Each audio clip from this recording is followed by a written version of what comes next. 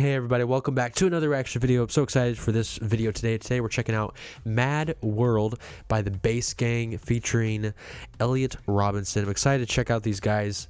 I know Peter Barber pretty well. I know Bobby. I've seen a lot of his stuff, but I haven't checked out everything that the Bass Gang has done. I've listened to a lot of their stuff, most of their Christmas stuff, and then collaboration they did with Tim Faust. Absolutely love that one.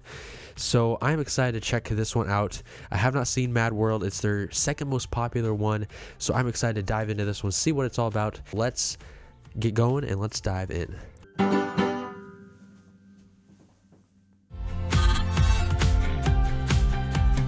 I followed the Bass Gang for a while. Peter Barber's stuff, he's one of the first reactors I found that I really enjoyed and started watching back when I first started doing reaction videos. That's how I got introduced to the Bass Gang, and I've seen several people react to them and stuff, and I've always enjoyed it, so let's dive in.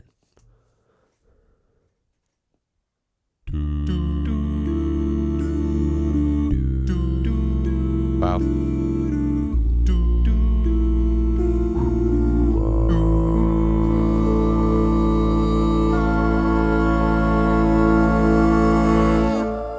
Okay, wow. I've seen some of their stuff before, so I know that they can go super high, but still, it's impressive that these guys can go super low and that high. I feel like I say that about every bass. Like, I feel like most basses, when they have a good solid bass range, they have a good solid high range as well. Probably not every bass. There are probably exceptions to everything, but there are probably a ton of basses out there that have really good range. And that happens, though, because when you're pushing yourself so low, you sometimes get a higher range as well. Like, my range goes down from about an E flat 2, and then I can usually go up to about a F sharp G5-ish. That's about where I warm up. And my high range, the highest I've ever hit is an A5. These guys, I know at least Peter, he can go up to like a C6, and his falsetto was just incredible that they can hit that high. You can tell that it's not like soprano quality and everything, but it's still impressive when they can go up that high. And some things that they can do to help cover that in post-production and stuff is to layer it to make it sound more full as well. I don't know how much post-production the Bass Gang does, or how much. They obviously do a lot of layering because there's like 5 of them, there's only 4. Oh, well, they have the feature guy. Their voices are really, really good, and it's just incredible that all these basses can go that low and go that high as well. It just shows you just the talent and the gifts that they have been given. Wonderful start to the song. I love how they did the bell effect to this, or the bell. I forget what that's called. I talked about that in Hoist the Colors, but where it goes like dum da da da dun. It's an arpeggio for the chord, but I think for it's called like a bell tone or something like that for the songs where they do when you do it with the voice. So I think that's a wonderful start to this. And then it's black and white, which is interesting. I know some of the other videos are color and stuff, so very, very cool. So that's probably sitting like on a D2. That'd be my guess. Very cool chord though.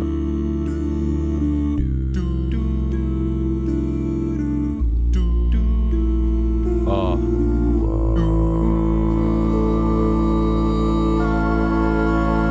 I like how Bobby attacked that note. He's not like full on placing it, like getting it kind of a gritty sound. He's kind of letting some air flow in behind it. I really like that sound. When Tommy hit it, it was like sounded a lot more breathy, which I like that sound. Some people prefer the clean tone where you can't hear any breath in the voice. But sometimes when it's done correctly, I like how people add breath to their voice. But if you can hear the difference of like tone quality versus when Peter comes in, it's very clean. Obviously it's higher, so it's going to be a little bit cleaner. But as it descends lower, Tommy's a little bit more breathy. And then when Bobby comes in, it's a little bit better placed, or just resonated differently. And so it's not as attacked as some others are. So Tommy's isn't. Bobby's a little bit more resonant.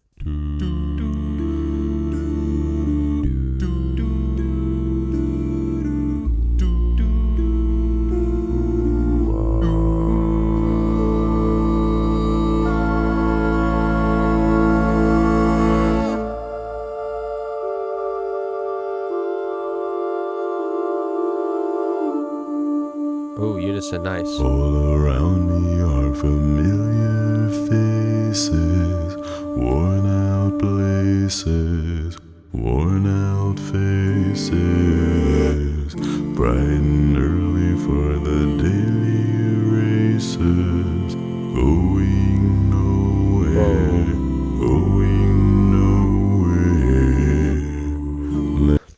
like his voice. He has a very good, just soft, clean tone to it. But I like all the oohs and stuff they're using in the background. Like, they use this and they're going to build off of it later. You can just tell it's going to go somewhere. And I love it how they do that. There's so many ways to build a song. Like, you can start out loud and then go to soft and then make it louder and then get softer again. But it just depends on how you like to arrange a song. Well, a lot of acapella songs obviously use oohs and ahs and stuff just because they can't use instrumental to fill in. But ooh is a very good vowel to start on because you can go so many places with it. You can open up to an ah, you can open up to an e, or move to text or something, or move to lyrics when they're singing stuff. Wonderful, wonderful job with these guys. And then Robinson coming in with his solo, absolutely wonderful. All around me are familiar faces, worn out places, worn out faces, bright and early. Kind of example of how they moved to a different vowel. They kind of ooh, ah, and then went back to the ooh. For the daily races, going nowhere, going nowhere. So I think he did some kind of subharmonic there, but they kept it very short and very quiet in the background. It wasn't very exposed. I like it. Their tears are filling up their glasses. No expression, no expression. Hide my head, I wanna drown my sorrow. No tomorrow, no tomorrow. I find it God. Oh, he's doing such a good job with just singing the solo part so relaxed. It doesn't sound like he's pushing towards it. Like, my range, I'm more of like a baritone, and so going down lower, I have to, like, right there, I just have to start pushing to try to get that low, and he's just letting it sit back and just like singing. It's so good. And then all these guys can just go super low, which is like awesome. I don't know, like, no matter how many times you hear it, it's still kind of cool. I like it. Kinda funny, a funny kinda sad. The dreams in which I'm dying are the best I've ever had. I find it hard to tell you, I find it hard to tell. When people run in circles, it's a very, Wow. Okay. I want to talk about like the different styles of each person because each of them has a slightly different timbre to their voice, but when they blend, it sounds good. I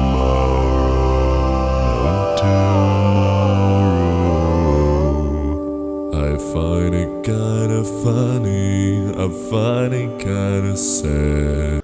Tommy's voice is very relaxed. When he places it, how he places it, there's not much breath behind it. Like earlier, you could kind of hear the breath behind it. Now when he's singing, it doesn't really sound like it, but very bright-ish tone. The dreams in which I'm dying are the best I've ever had. And Peter's had opera training, and you can kind of hear that within his voice, just how clear diction he has. If you listen to the diction between Tommy and Peter's is just a little bit more tact and on point with his diction. A funny kind of sad. The dreams in which I'm dying are the best I've ever had. Best I've ever had. It has every consonant there and just meaningful. And some of the other guys aren't as consistent with their consonant stuff, but that's definitely like a classical and opera style. It's like having every single consonant there. Pop style, like, you're not as consistent with consonants and making sure every single consonant is heard. I find it hard to tell you, I find it hard to tell. And so example of that would be find it hard to tell, whatever melody is on it. With an opera, you say find it hard, you'd like emphasize find it hard to tell. You'd make sure you hear that find it, the T on the end of it. I know he's from Egypt, but I don't remember his name. Doesn't really emphasize the T versus where Peter probably would have. Find it hard to tell. It's just different backgrounds you can kind of emphasize. I have a hard time singing pop styles. Like, I can sing pop songs, but I've had a lot of classical training. Classical bel canto kind of style really emphasizes you to have a clean diction, and when you're pronunciating and when you're enunciating, you have all of your diction is there. I guess when you're enunciating, not pronunciating. But when you're enunciating, all of your diction is there. It's on time. It's on point and stuff. With pop style, it's not as important. It kind of more laid back and relaxed kind of thing, which I enjoy listening to. It's just hard for me to switch back and forth between the classical and like the newer 20th century kind of style. So I enjoy listening to it, and I enjoy trying to sing it, but I'm definitely not the best at it by any means. But it's interesting just to listen to the guys and hear the different styles. I know more about Peter because I've been following him for a while. I know Bobby has a really good voice. Like, I really enjoy Bobby's voice. I like how they had all four of the guys sing here, and you can just hear the different kind of styles and what they reflect. When people run in circles, it's a very I can't tell if that's like sub or if it's kind of a growl. It might be a mix or something. I don't know. That's low though.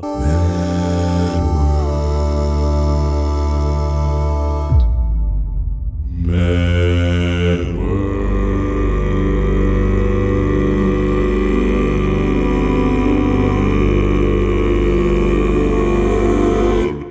That's a lot of layering going on there. Shoo-wee. And that dropped. I don't know if that's like post-production added or if that's the one Egyptian guy, because I know he does some beatboxing in their other videos. Super cool. Whoa. Whoa. I can't even hit it. Whoa. I'm not even going to try it because I'm not even a bass like close to them. So how I get my lower notes, like, and subharmonics, I've had to explain it a couple times, but subharmonics where you sing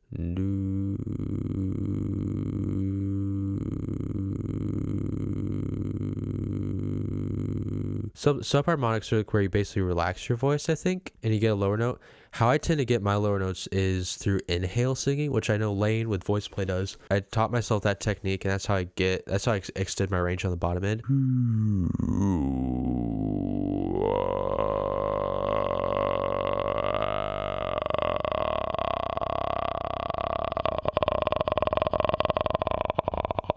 And then it just kind of goes off, but that's all inhale. I'm inhaling air. That sounds weird. I'm inhaling while singing and just getting getting the sound that way. Mainly because I'm not a true bass, and so I can't sing, like, do quality subharmonics stuff. If I worked at it, probably could, but I can't. These guys are true basses though, and they've worked at their technique and stuff, and it's awesome.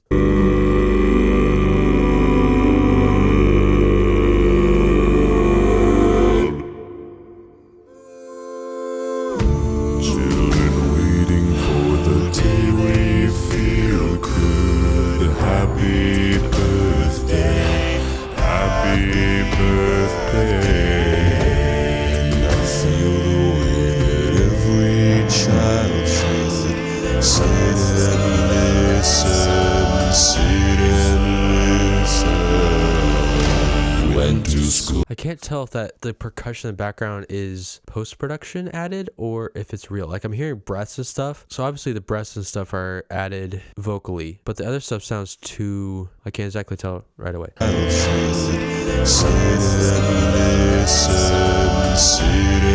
Oh, it almost switches to major there for a second. If you can hear that, I believe it's Bobby repeats.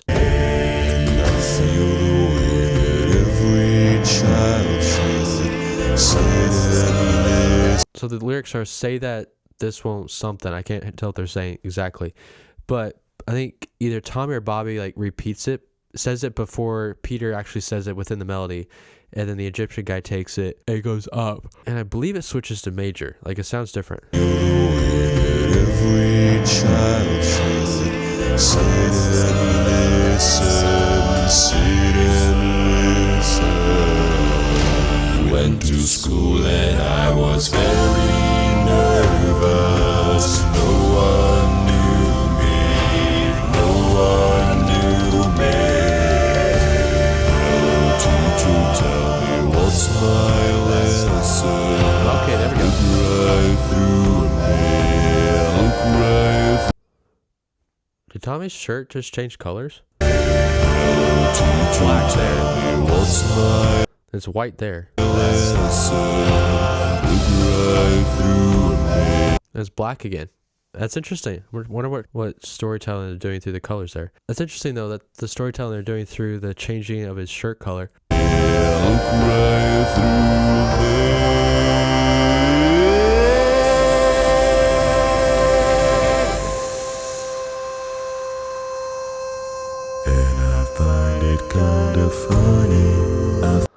Interesting.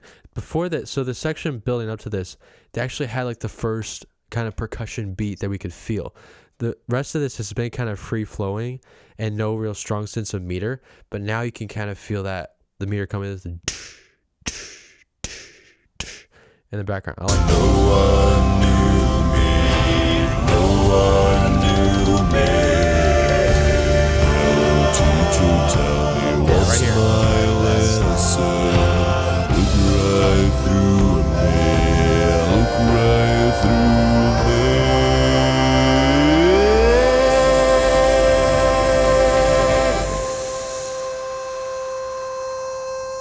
And I find it kinda funny. Hell tone, I like that. Kinda sad.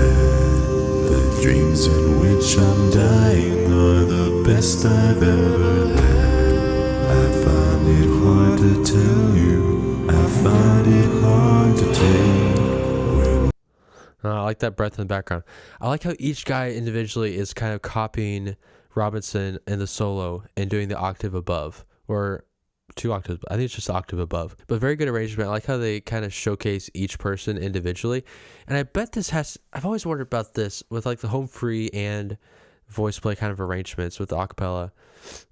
Because like, I believe it said Tommy P arranged this. It says Tommy P arranged, mixed, and edited this, which is very impressive on his part, because editing wise, there's only so many arrangements of the dudes that you can do and flip around till it feels like you've used it all before. So he did a fantastic job with this and getting it mixed together video wise. Props to him for that wonderful job on it. Thought was interesting with arranging it is that they arrange a lot of their own stuff, and so I bet it's hard to arrange your own stuff because you know the guy's voices, which probably helps, but then it's also a balance of how much do you feature one guy versus how much do you feature another guy. I'm sure there's some back and forth that you have to do to make sure each guy gets his time in front of the camera or his showcase, I guess. I'm sure all of them are super humble guys and stuff.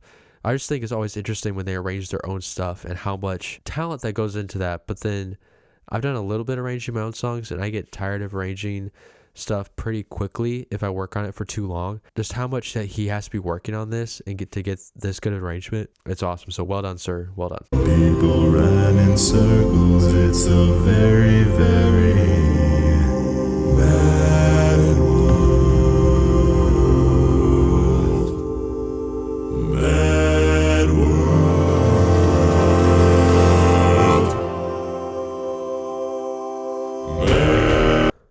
And then we switched to major. Bro, I know bass gang does this a lot, and they switch from like they're in minor all of a sudden, then it switches to major. It's like, well, okay, then it goes back to minor right away. I don't know if I like that. Jeff Castellucci did that with his God Rest You Merry Gentlemen. At the very end, it switched to major. It's like, oh, that was cool. But sometimes I feel like the bass gang sometimes switches from minor to major or does funky chords a little too often, perhaps. But that's just personal opinion, and I could be totally wrong with how I feel. And it's just interesting how much different chord progression they do. They don't do a typical like 1-4-5 in the song. They're adding tons of different chords in there and stuff. So it can be cool. It can be very cool. I'll be honest. It can be very cool when done correctly.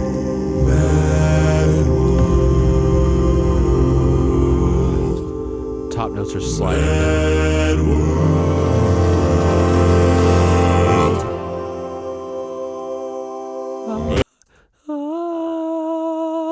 He's on the 5th there.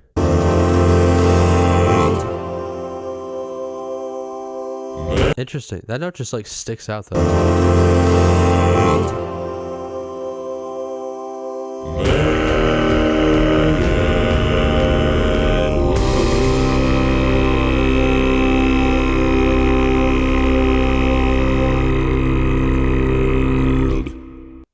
Wow. That is low. And I like seeing all their different... Okay.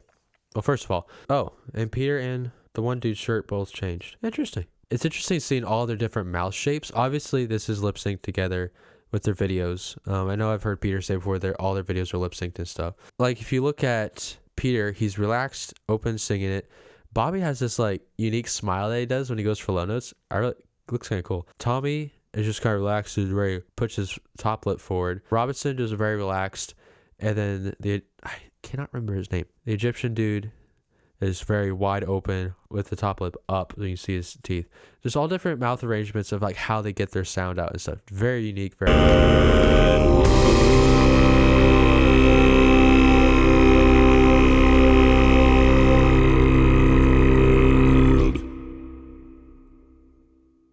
And the echo in the background. Is here, guys. May the Bass Be With You Volume 2 is finally here. Starting with the song Mad World featuring Elliot Robinson. I didn't realize he had an accent. Bass Gang does a fantastic job on the arrangements. I really enjoyed this Mad World production of it and how they just put everything together. Very well done.